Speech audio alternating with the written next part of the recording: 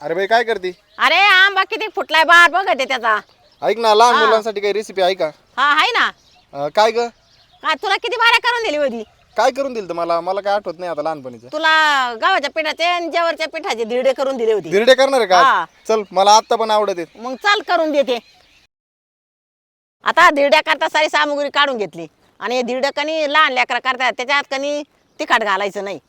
मी तुम्हाला सांगते काय काय घेतलंय ती. एक वाटी ज्वारीचं पीठ घेतलं, एक गव्हाचं घेतलंय, याच्यात चवानुसार मीठ घेतलंय, जिरे घेतले आणि लसूण घेतलं. त्याला आता धिरड्याचं पीठ मळून घ्यायचं. मोठी वाटी ज्वारीचं पीठ टाकून घेऊ. एक वाटी गव्हाचं पीठ घेतलंय ते त्याच्यात टाकून घ्यायचं. लसूण आणि जिरे वाटून घेतले ते पण त्याच्यात टाकून घ्यायचे.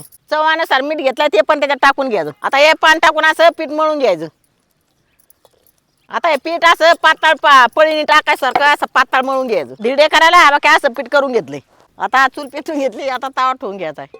तवा तापलाय, आता धिरडे घालून घेऊ आणि अगोदर तेल लावू. आता आपण याच्यावर धिरडं घालून घ्यायचं.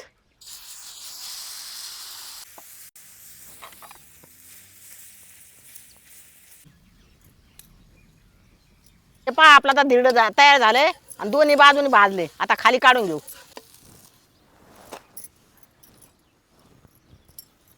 आपले धिरडे तयार झाले आणि राहिलेले पेठ ते करून घेते. पण तुम्ही असेच लहान मुलाला करून चारा आणि आंब्याच्या दिवसात आमरसात आमच्या आई बाप आम्हाला करून द्यायचे लहानपणी.